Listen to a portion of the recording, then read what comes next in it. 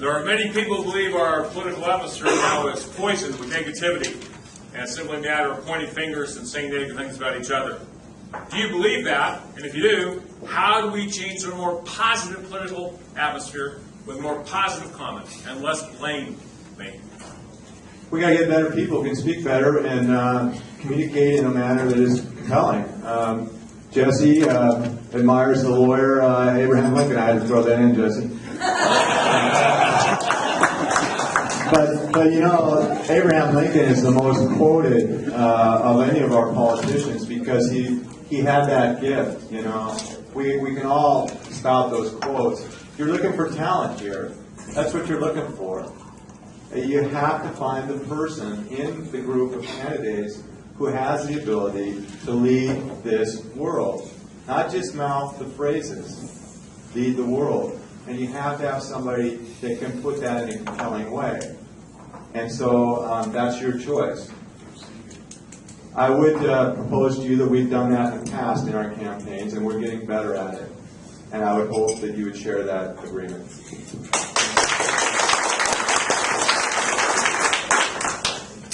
There's nothing wrong with fighting hard for the key priorities. And I think sometimes it gets confused when you're talking about, are you fighting for your key priorities or a negative atmosphere? The key is to fight for those priorities and don't give up on them.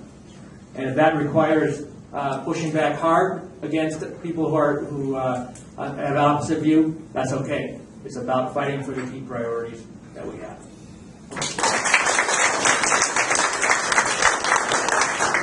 I think the hero that I have with regards to this is Ronald Reagan.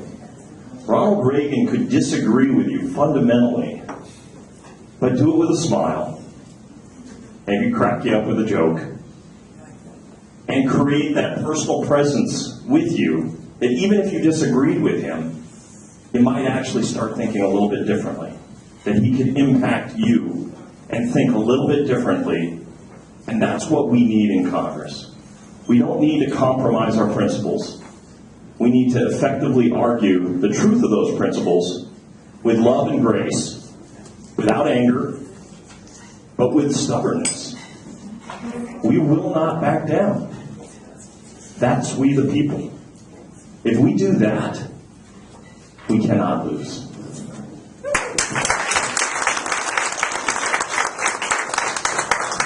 I usually begin nearly every one of my stump speeches with the need to move away from your traditional R versus D rhetoric.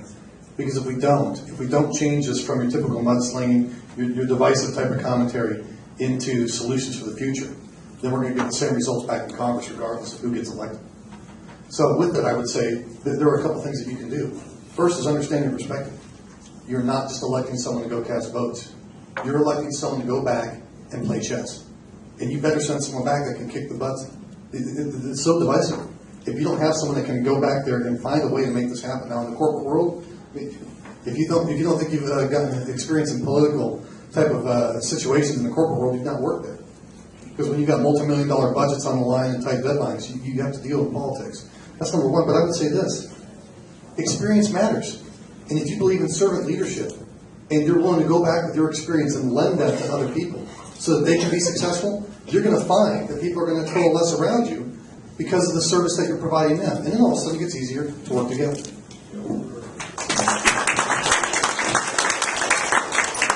Mr. Driscoll, what do you see as the difference? Going back to a comment some of you made in your answer to the previous question, one of the members of the audience wants to know, what's the difference between bringing port to your district and supporting your district?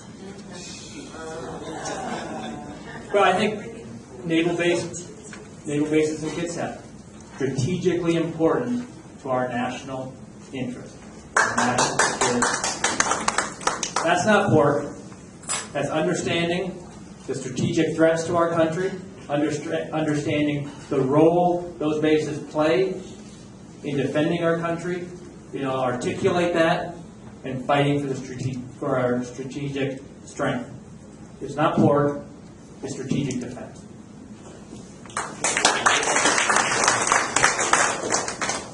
Ditto. That's easy. Shortest answer all day. Yeah. No, we have to recognize the strategic value of our bases here. are really, really important to the Pacific and how we take care of our assets and our responsibilities in the Pacific. The most powerful weapon that we have are our ballistic missile submarine systems that operate out of Eichner. The submarine I was on could destroy 192 cities. That's an awesome amount of power and responsibility. That cannot be given up.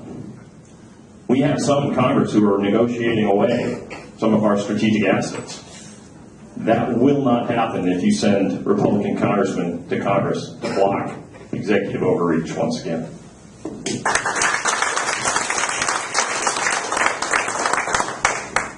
I really worry when you see certain candidates come before you and even entertain for just a second the idea of this pork mentality.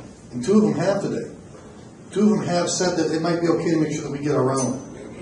You know, that is a very big problem. Fundamentally, this district has been hooked under the guise of Norm Dix, under that same logic.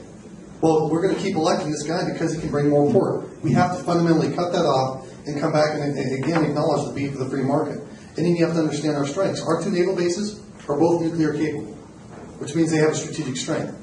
They're both strategically closest to all Pacific Rim trade routes on the West Coast. You have to understand that strength.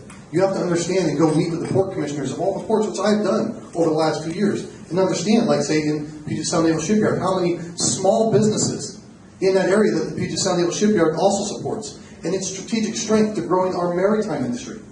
If you understand all those strategic strengths, then you don't get stuck in this mire of just letting me get some of my own and bring them back for you.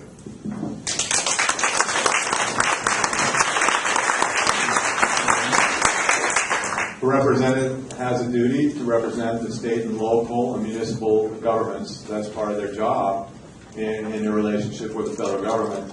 That doesn't tend to be as much pork-oriented as the example of Norm Dix, who was essentially doing earmarks for private companies, some of them in the district, and then he was getting huge campaign contributions in return. That's pork. That's just blatant corruption, and that's what I stung him on repeatedly. Now, there is some corruption in the public sector, too, as we've talked about the unions and the way they buy off elected officials. But not as much, I don't think. Not at least in the experience of Norm Dix. Norm Dix was using the University of Washington to launder money to private contractors that he favored, despite the federal or the congressional earmark ban to private companies. That is extreme corruption and extreme pork, and that's what we're battling more than anything.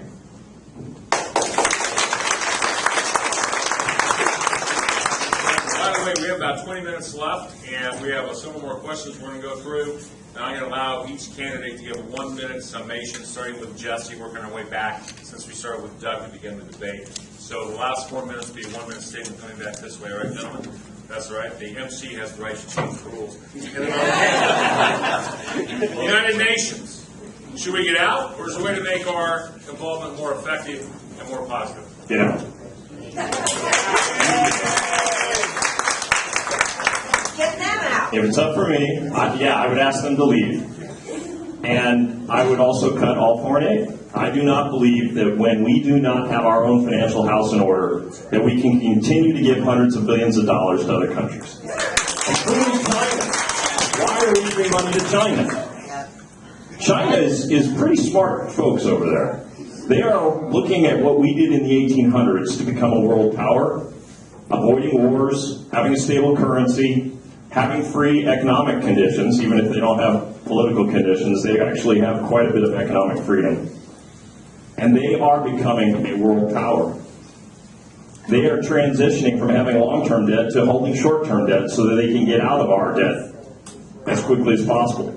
And you'll know when that's happened when Taiwan is taken.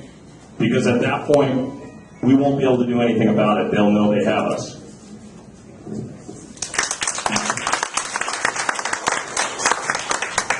I would absolutely support getting out of the United Nations. I believe that we should begin to position ourselves as a nation as an alternative to the United Nations rather than a facilitator of. It's such a corrupt organization. The truth is, I'm worried about what will happen continually to this nation if we keep our connection to the United Nations, and we continue to have leaders like President Obama, that through treaties and other such things, and through edifying the type of scientific data that comes out of it, the type of initiatives that they want to put on this nation, when you have a leader that allows his staff to come up and basically defer decision-making to what the United Nations might say, at that point, that scares me to the point we need to be out of the United Nations and set ourselves up as an alternative globally to them. The United Nations should always maintain its sovereignty, and from that I'm happy to say, get rid of the United Nations.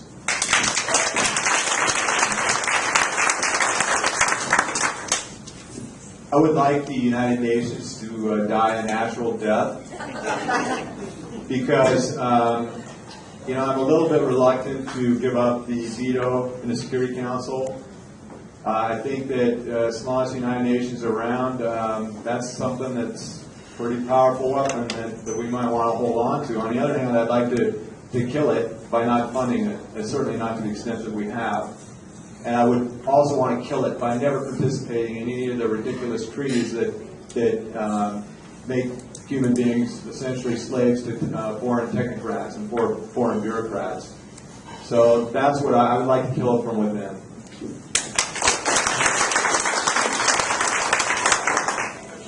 Yeah, the United Nations is a hugely bloated organization. It comes out with numerous idiotic decisions. But I do believe that we need to remain engaged, like Doug said. The Security Council does play a role in the global world. It's critical, though, that we, the politicians, reaffirm that we are completely focused and identify with the Constitution, and that we are not in any way beholden to the United Nations. And so frequently that comes up, and I just think it's so critical that we affirm to every American that we are focused on and beholden to the Constitution and not to the UN in any way.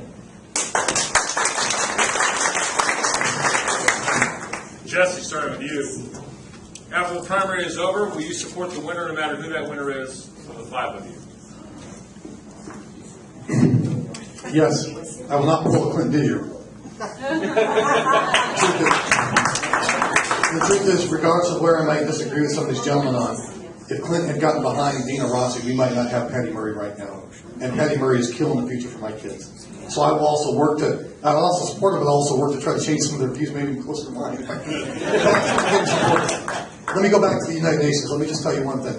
It's a false argument to think that we give up our strength in terms of our Security Council vote. The United States will always have a say because of the strength of our economy, our position as a national power, and because of the strength of our military. So I would still say that we lose nothing by getting out of that. Keep in mind, too, the United States basically funds the United Nations. We pull out. Who's going to support them? They have no money. So we should get rid of the United Nations, too.